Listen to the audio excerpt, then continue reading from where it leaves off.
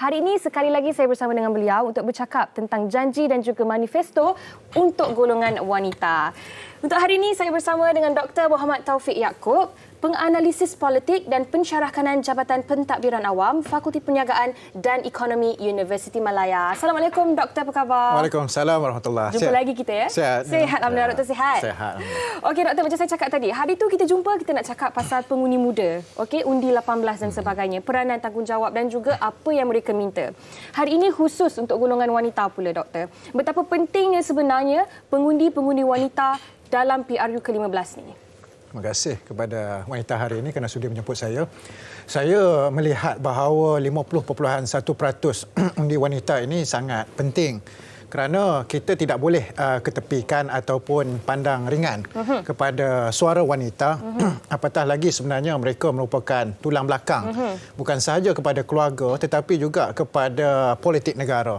Dengan 50.1% ini saya berpandangan kalau kita pandang enteng tentang kuasa wanita ataupun suara wanita, ini akan membagi kesan yang besar kepada undi yang akan diterima oleh parti-parti politik. Dan kita tidak boleh nafi sebenarnya undi wanita ini memberi kesan kepada parti-parti politik, khususnya bagi parti politik yang mempunyai cabang khusus dalam gabungan tersebut. Misalnya kita lihat adanya sayap wanita, ya, sayap muslimat dan sayap-sayap lain yang ada dalam setiap parti politik. Dan ini menggambarkan bahawa pentingnya ya wanita itu dalam parti politik. Dan kalau dari segi calon itu tidak sampai tahap yang kita ingini, kerana dalam PRU 15 yang lalu kita lihat tidak ada satu parti politik pun yang berjaya mencapai hingga 30% ya calon wanita. Jadi bagi saya yang bukan wanita ni pun rasa kecewa, apatah lagi bagi wanita-wanita yang di luar sana yang mahukan suara wanita itu dalam parti politik dan dicalonkan untuk menang dalam pilihan raya. Dan bagi saya itu adalah satu mesej yang jelas kepada wanita-wanita di luar sana supaya mempertimbangkan ya dengan sebaik mungkin parti yang betul-betul ada kesungguhan, yang ada niat untuk membantu agenda wanita. Okey. Tapi saya yakin sebenarnya setiap parti politik mahukan suara wanita itu luas ataupun didengari dalam setiap parti berkenaan. Tetapi saya lihat ini perlu kesungguhan ataupun political will yang perlu ditunjukkan bukan sekadar hanya di atas kertas tetapi perlu diterjemahkan ya dalam pelaksanaan dasar, dalam tindakan atau apa saja perancangan selepas ini. Okey, baik. Menarik, Doktor. Dan saya juga tertarik untuk berkongsi sedikit sejarah tentang bagaimana wanita mula mengundi di dunia. Tahukah anda negara Eropah adalah yang pertama memperkenalkan hak mengundi untuk wanita oleh Grand Duchy of Finland pada tahun 1906. Ini adalah antara pembaharuan yang berlaku selepas kebangkitan 1905. Dan hasil daripada pilihan raya Parlimen 1907, pengundi Finland memilih 19 orang wanita sebagai ahli parlimen pertama menjadi wakil rakyat menduduki kerusi itu. Jadi, Doktor, saya lihat peranan wanita ini bukan sahaja dari sudut untuk mengundi, tetapi dari segi pencalonan dalam kerusi-kerusi yang dipertandingkan. Mungkin Doktor boleh tegaskan di sini betapa pentingnya untuk parti-parti politik ini juga untuk mengetengahkan dan meningkatkan kualiti dan juga ruang dan peluang kepada orang wanita, kaum wanita untuk bertanding dan sebagainya. Ya, kalau kita lihat secara rumusannya, PRU 15 ni hanya 127 wanita yang bertanding dan dicalonkan untuk PRU 15. Dan bagi saya sebenarnya ruang itu perlu dibuka dengan seluas-luas mungkin kepada wanita. Jangan kita letakkan mereka itu hanya sekadar untuk dapat undi sahaja daripada wanita ataupun hanya meraih undi kepada calon-calon lelaki yang lain. Kerana itu tidak memadai bagi politik negara. Dan kita lihat di United Kingdom 225 daripada 649 ahli parlimen merupakan ahli parlimen wanita. Ramai, terlalu ramai. Dan kita lihat untuk penyandang sedia ada ahli parlimen wanita di Malaysia, kita hanya ada 33 orang. Jadi bagi saya sungguh mengecewakan. Dan kenapa kita letakkan wanita itu di belakang dan kita tidak mahu suara wanita itu diketengahkan, ya, kita letak dan lantik mereka sebagai menteri-menteri kanan. Kerana kita lihat dalam 4 menteri kanan di peringkat persekutuan hari ini semua lelaki. Adakah ini menggambarkan bahawa bahawa wanita tak layak. Bagi saya itu mengecewakan dan tidak perlulah kita kesampingkan ataupun kita lihat wanita ataupun double standard terhadap wanita. Jadi bagi saya yang penting iaitu bagaimana untuk kita kejar negara-negara maju dan kita letakkan kedudukan negara kita ni setaraf dengan negara lain. Kerana kita lihat dalam masyarakat kita, wanita ini dah berjaya sebagai doktor, sebagai jurutera, malah juga terkenal sebagai mungkin dalam bidang profesional masing-masing.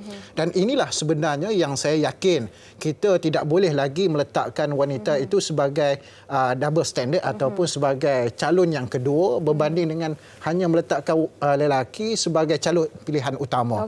Dan ini saya yakin sebenarnya kalau kita betul-betul ada keazaman untuk mengangkat wanita dan kita meletakkan wanita itu di kedudukan yang tinggi, inilah peluangnya untuk kita revise dan kita kemaskini semula perancangan parti politik masing-masing. Betul, dan moving forward ni kita harapkan ada lebih ramai lagi calon dan juga pengundi-pengundi wanita yang tampil ke hadapan dan membuat undian tersebut. Baik, Doktor, kita nak bercakap hari ini lebih kepada manifesto, janji yang diberikan. Banyak kalau kita lihat manifesto oleh parti-parti politik yang lain dan juga dari sudut parti NGO, parti bebas.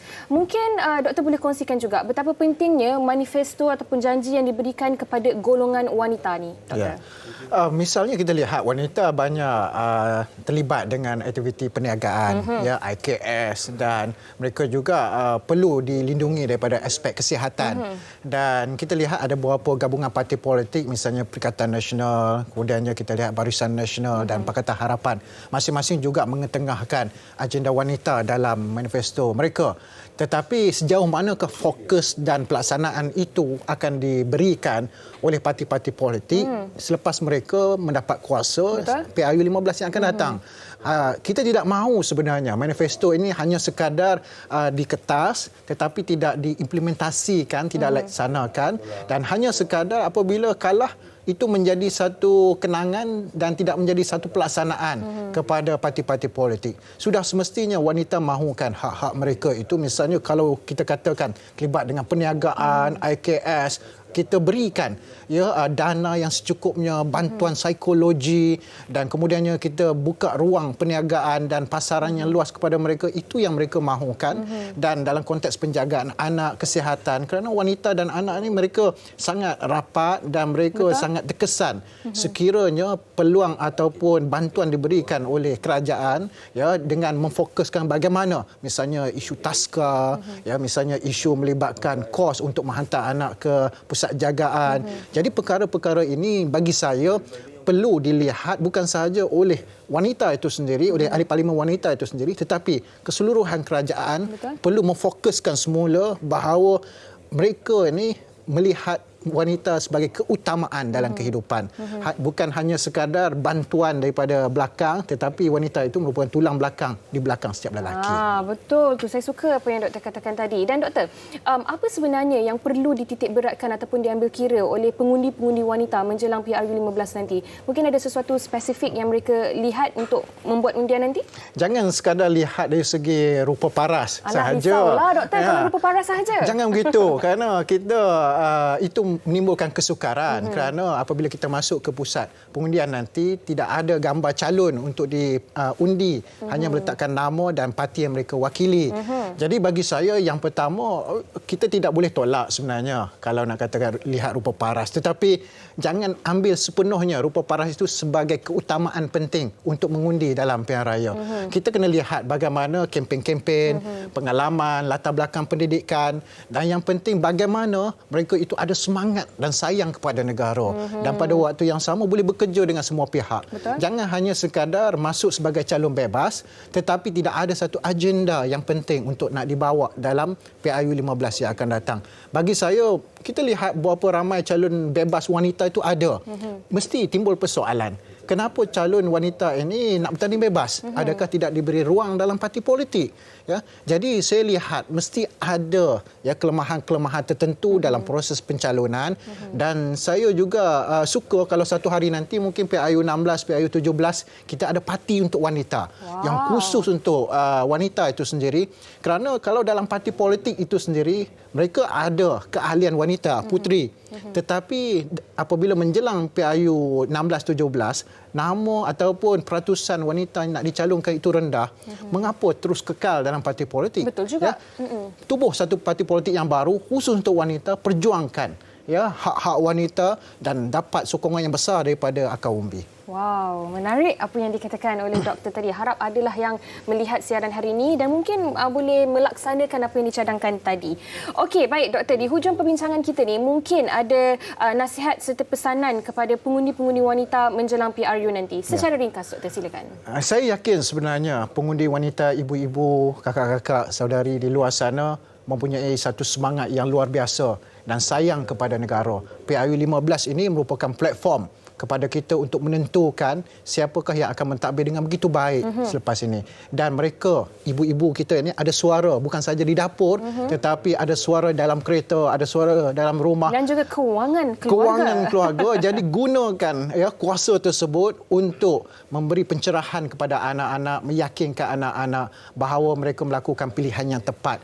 Kalau saya bercakap tentang soal negara, saya rasa sebab dan rasa sayang kepada negara kerana negara ini kita punya, kita tentukan masa depan kepada negara.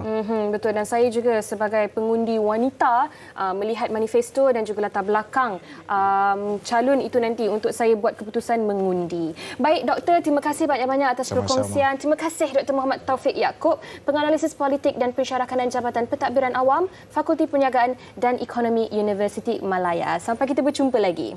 Assalamualaikum doktor, terima kasih. Baik.